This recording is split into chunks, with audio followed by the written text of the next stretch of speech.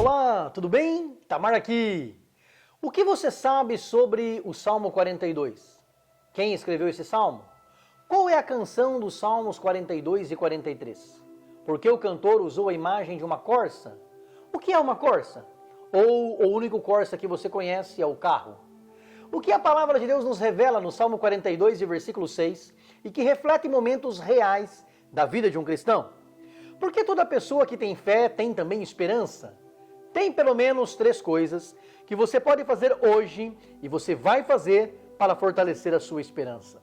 Quais são essas 3 coisas?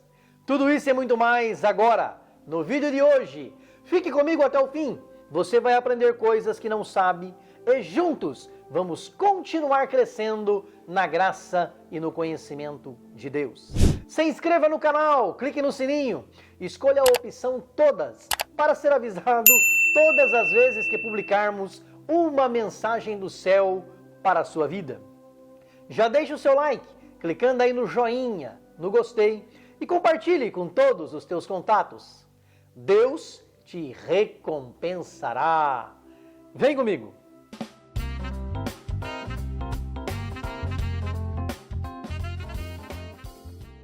Os salmos são maravilhosos e nós, através deles, enlevamos a nossa alma a Deus. Neles temos orações como Davi, que rogou a Deus que o livrasse dos seus inimigos e perdoasse os seus pecados. Ele recorria a Deus, confiando não apenas em sua própria integridade, mas, sobretudo, na misericórdia do Senhor. Ele confiava em Deus e anelava por sua presença. Davi rogava a Deus que o apartasse dos ímpios e louvava ao Criador por ter ouvido as suas súplicas. Ele nos exorta a, juntamente com ele, nos Salmos, louvar a majestade de Deus, nos mostrando que a ira de Deus dura apenas um momento, mas a sua benignidade é eterna. O pastorzinho de Belém rogava a Deus que o livrasse, louvava ao Senhor por sua benignidade e nos exorta a também confiar no Senhor. Nos Salmos de Davi, vemos a felicidade do homem perdoado e a exortação que ele nos faz ao arrependimento. Por isso, nos Salmos, a nossa alma se enche de júbilo na contemplação das obras de Deus. Porque Davi louvava a Deus em todas as circunstâncias, mesmo quando Abimeleque o expulsou e ele se foi, transtornado, e em tantas outras situações piores. Porque ele nos exorta a confiar no Criador, Deus respondia às suas súplicas. Davi escreveu muitos salmos precatórios, querendo a justiça de Deus e pedindo o castigo dos ímpios, descrevendo a miséria deles e suplicando para que Deus o julgasse. Ele era um servo do Senhor que não suportava a malícia dos ímpios e reconhecia que o nosso refúgio está em Deus, que salva os retos. No fim, a prosperidade dos pecadores acaba e somente os justos serão felizes. Davi nos lembra que o pecador sofre dores, mas quando se arrepende e dirige-se para Deus, encontra graça, perdão e salvação. Ele nos fala sobre o cuidado que devemos ter com as nossas palavras, sobre a brevidade e vaidade da vida. Ele suplica para que Deus o guarde da impaciência, sabendo que Deus ouve a alma paciente e que a obediência é melhor do que o sacrifício. O salmista Davi ora continuamente a Deus para que o livre dos males, confiando que Deus é aquele que cuida dos pobres. Ele não apenas fica se queixando da traição de seus inimigos, mas busca o socorro de Deus. Esse é Davi, o maior salmista de todos os tempos. O Salmo 42, contudo, é um salmo que nos mostra que servir a Deus é maravilhoso. E por isso, o nosso bem maior é ter sede de Deus. É um masquil, um poema contemplativo que traz lições e instruções. Esse salmo, juntamente com o 43, inicia a segunda das 5 divisões do livro de Salmos, divisão que vai do Salmo 42 até o 73. Não é Davi quem escreve os Salmos 42 e 43, mas os levitas, filhos de Corá. Os levitas que amavam estar no templo adorando a Deus, mesmo que às vezes não podiam estar. Eles iniciam o Salmo 42 dizendo: assim como a costa, como o cervo, suspira, brama pelas correntes das águas, assim suspira a minha alma por ti, ó Deus. Esse é o desejo da nossa alma. A nossa alma suspira por Deus, tem sede de Deus, deseja estar em sua doce presença. Quem tem sede de Deus tem fé em Deus, como os heróis da fé tiveram. Quem tem sede de Deus espera aquilo que não se vê e tem esperança de que aquilo que não está vendo ainda vai acontecer. Quem tem sede de Deus sabe de onde vem o seu socorro. Da fraqueza tira força, na tribulação encontra alegria. Maior é o que está conosco. Essa é a nossa certeza e convicção. É por isso que o profeta Jeremias, mesmo em suas lamentações, no capítulo 3 e versículo 19 a 21, ora a Deus: lembra-te da minha aflição e do meu pranto, do absinto e do fel. Minha alma certamente se lembra e se abate dentro de mim. Disso me recordarei no meu coração, por isso tenho esperança. Ele encontrava esperança no Criador. No fundo, a alma de todo e qualquer ser humano tem sede de Deus. E mesmo quando estamos abatidos, em tempos difíceis, fortalecemos a nossa esperança no Senhor. Todo ser humano enfrenta dificuldades na vida, de uma forma ou de outra. E engana-se quem pensa que só os adultos têm problemas. É claro que não. Do bebê de colo que chora quando sente dor, ao ancião no fim dos seus dias, todos temos dificuldades, problemas, aflições, angústias. Mas acima de tudo, temos um Deus no céu, que é o nosso socorro bem presente na hora da angústia. Por isso, temos sede desse Deus e corremos para Ele, a fonte que sacia a nossa sede, a nossa fome espiritual. Nada pode substituir o amor de Deus, que é derramado em nossos corações através do Espírito Santo do Senhor. Nada substitui esse amor. Deus é amor. Nada substitui Deus na nossa mente, no nosso coração, no mais íntimo do nosso ser, da nossa alma. Não há bem maior. Nada e ninguém neste mundo preenche o vazio que só Deus pode preencher. É por isso que Davi pergunta para Deus no Salmo 139, versículos 7 a 10. Para onde me irei do teu espírito? Ou para onde fugirei da tua face? Se subir ao céu, tu aí estás. Se fizer no céu a minha cama, eis que tu ali estás também. Se tomar as asas da alva, se habitar nas extremidades do mar, até ali a tua mão me guiará e a tua destra me susterá. Não há para onde correr. É só Deus que pode preencher o vazio do ser humano, o vazio existencial. Todo verdadeiro cristão tem fome e sede de Deus. Sem sede de Deus, a pessoa morre espiritualmente. Sem sede de Deus, a pessoa se afasta do Criador, peca e ainda participa da ceia do Senhor indignamente. Sobre esses, Paulo adverte na primeira carta aos Coríntios, capítulo 11, versículo 30, por causa disso há entre vós muitos fracos e doentes e muitos que dormem. Quem não bebe dessa água e não come desse pão, Jesus, torna-se fraco, doente e morto espiritual. Os cuidados deste mundo e os enganos das riquezas e as ambições de outras coisas, entrando no coração do homem e da mulher, sufocam a palavra, a semente fica infrutífera e a pessoa perde a sede de Deus. Mas hoje, Deus tem uma palavra para você. Não desanime. Deus hoje está te dando, através desse vídeo, mais sede de Deus, mais desejo pela presença gloriosa do Espírito Santo, mais amor por Jesus Cristo. Assim como a corça suspira pelas correntes das águas, a sua alma anelará pela presença de Deus, terá sede de Deus, do Deus vivo. A corça é a fêmea do veado, que também pode ser chamado de corso. Foi o animal que os filhos de Corá escolheram para descrever comparativamente a sede que eles tinham de Deus.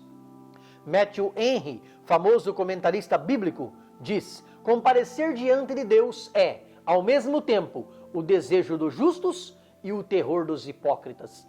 É uma grande verdade.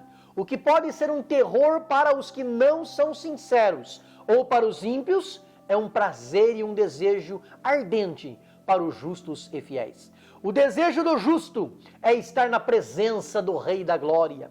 Esse tem sido o seu desejo?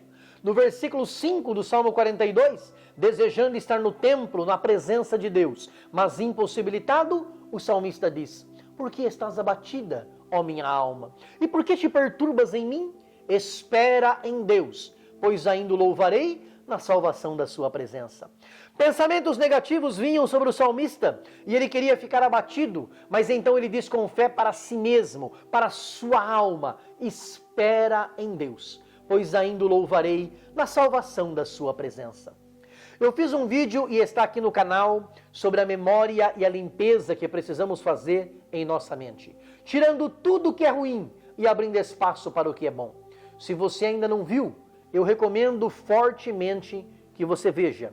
Deus fará uma limpeza na sua mente, apagando toda a memória ruim do passado e deixando somente as memórias boas.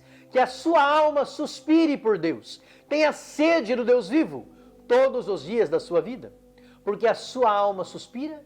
Você já experimentou alguma perda na vida que fez você ficar triste, quando o desespero insiste em te abater?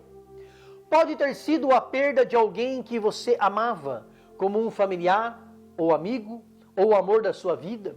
Pode ser um objeto que você gostava, a saúde, um emprego, um casamento. Pode ser que você tenha perdido Deus e faz tempo que não busca a Ele e não consegue mais encontrá-lo. Essa é a maior perda de todas. Por isso, Davi, mesmo tendo pecado, clama ao Senhor. No Salmo 51, versículo 11, não me lances fora da tua presença e não retires de mim o teu Espírito Santo. Onde está o teu Deus? O meu Deus está no céu, também no meu coração. Que assim seja na sua vida para sempre, que você saiba onde Deus está, que a sua alma tenha sede dele e que você o encontre todos os dias dentro de você. No Salmo 42, versículo 6, o salmista revela para o Senhor: ó meu Deus, dentro de mim a minha alma está abatida. Todos nós podemos passar e passamos momentos assim. Podemos ficar fracos, doentes, debilitados, adoentados, enfraquecidos, angustiados e aflitos. Podemos ser afetados, ficar abalados, tristes, comovidos ou preocupados, mas jamais vamos perder a fé. Ele diz para Jó, no capítulo 5, versículos 8 a 11, mas quanto a mim, eu buscaria a Deus e a Ele dirigiria a minha vida. Ele faz coisas tão grandiosas que se não podem esquadrinhar, e tantas maravilhas que se não podem contar. Ele dá a chuva sobre a terra e envia água sobre os campos, para pôr os abatidos num lugar alto e para que os enlutados se exaltem na salvação. Deus continua sendo grande, Ele continua fazendo coisas grandiosas que não se podem esquadrinhar. Ele continua fazendo maravilhas que não se podem contar. E Ele faz isso para colocar os abatidos em um lugar alto e para que os que estão de luto encontrem a salvação. Ei, Deus te tira da tristeza, do luto, da angústia. Deus te levanta, Deus te alegra, Deus te renova quando você tem sede de Deus. Os fracassos da vida, as experiências ruins, os traumas do passado, o desprezo sofrido, as perdas que sofremos, tentam nos abater, mas há um Deus no céu que ainda vela pela sua palavra para cumprir. O choro continua durando apenas uma noite, mas a alegria vem pela manhã. Onde o salmista, filho de Corá, estava quando escreveu esse salmo? No mesmo versículo 6, onde o salmista confessa que sua alma está abatida, ele diz para Deus: lembro-me de ti, desde a terra do Jordão e desde o Hermon, e desde o pequeno monte. Ele está longe de Jerusalém, distante do templo, do santuário, mas ele olha para a natureza à sua volta e se lembra de Deus. Está longe do templo, mas não está longe de Deus. Ele estava na terra do Jordão, que corre para o Mar Morto, o ponto mais baixo da terra. De lá, ele avista a montanha sagrada, o Hermon, ou Monte Hermon, o ponto mais alto de Israel. Um monte tão alto que enquanto as terras ao redor estão sendo queimadas pelo sol do verão, o seu pico está quase sempre coberto de neve. Ele é apenas 181 metros mais baixo do que o Pico da Neblina, o ponto mais alto do Brasil, no estado do Amazonas, que tem 2.995,3 metros, ou seja, quase 3 quilômetros de altitude. Do ponto mais baixo, ele olhava para o ponto mais alto, lembrava-se de Deus e saía do seu abatimento. O Deus que cuida da natureza é o mesmo que cuida de mim e de você. Ainda que passemos e vamos continuar passando momentos difíceis nessa terra, jamais perderemos a esperança. Dias melhores virão. Como diz Paulo na segunda carta aos Coríntios, capítulo 4, versículos 8 e 9, em tudo somos atribulados, mas não angustiados, perplexos, mas não desanimados, perseguidos, mas não desamparados, abatidos, mas não destruídos. Abatidos sim podemos estar, mas destruídos não seremos jamais. Sabemos em quem temos crido, em quem está a nossa confiança, a nossa esperança e a nossa fé. Quem tem fé em Deus tem esperança, pois sabemos que Cristo é a nossa esperança e Ele fará justiça. Sabe por quê precisamos sentir sede de Deus? Porque nós, seres humanos, temos a tendência de não valorizar o que é farto. Nós valorizamos o que é raro. É por isso que tem inflação, que os preços sobem, é a lei da oferta e da demanda, da procura. Deus às vezes nos tira um recurso para que nós valorizemos mais e busquemos a Ele. É na hora da sede que se busca mais intensamente pela água. Deus nos deixa faltar às vezes, quando Ele quer provocar em nós uma sede maior. Deus é fiel. Que possamos aprender como Paulo a lidar com fartura e a escassez, com a falta e a abundância. E mesmo na escassez, como disse Abacuque, no capítulo 3, versículos 17 e 18. Ainda que a figueira não floresça, nem haja fruto na vide, o produto da oliveira minta, e os campos não produzam mantimento. As ovelhas da malhada sejam arrebatadas, e nos currais não haja vacas. Todavia, eu me alegrarei no Senhor, exultarei no Deus da minha salvação. Ainda que nos falte tudo, nós nos alegraremos no Senhor e exultaremos no Deus da nossa salvação. Porque é dele que vem a nossa força e o nosso sustento. Deus é o nosso maior bem. Nele está a nossa fé. Existem 3 coisas que você pode fazer e deve fazer para aumentar a sua esperança hoje. Primeiro, não fique sozinho. Se apegue com Deus. Vá ao templo, à igreja, congregue com os seus irmãos na fé. Se aproxime de pessoas que comungam da mesma fé, de pessoas que são servas de Deus de verdade, que te levem para mais perto de Deus. Segundo, tenha equilíbrio espiritual e social. Não entre em depressão porque você não consegue estar sempre que gostaria na casa de Deus. Trabalhe, estude, cuide da sua família, sustente aqueles que Deus te confiou. Converse com as pessoas, tenha seu momento de lazer. Ninguém é um super-herói ou super-heroína espiritual. Tenha um equilíbrio. Dê a César o que é de César, a Deus o que é de Deus, à família o que é da família, aos amigos o que é dos amigos. Ore mais, leia mais a palavra de Deus, ouça e assista a palavra de Deus todos os dias. Estude, trabalhe e espere em Deus. Você vencerá a ansiedade, ganhará maturidade e fortalecerá a esperança em tempos difíceis. Terceiro, mantenha na sua mente, na sua memória, somente o que é bom e te dá esperança. Livre-se hoje de todo e qualquer sentimento ruim do passado e receba os sentimentos bons que Deus tem reservado para os seus filhos. Assista ao vídeo sobre a memória e a limpeza da mente. Lá tem uma oração poderosa. Ouça, o poder está em Deus. Ele limpa a sua mente, apaga o passado triste da sua memória e do seu coração, e você será muito mais feliz. Contra o desânimo e as preocupações, a melhor receita é confiança em Deus. Sozinho você afunda, como Pedro ia afundando, mas olhando para Jesus, você caminha sobre as águas pela fé. Espera em Deus, ainda o louvaremos na presença da sua majestade. Deus nunca esteve e não está longe de você. Olhe para Deus. Se a alma quer estar angustiada, abatida e atribulada, Deus pode preencher. E é o único que preenche o vazio da sua alma.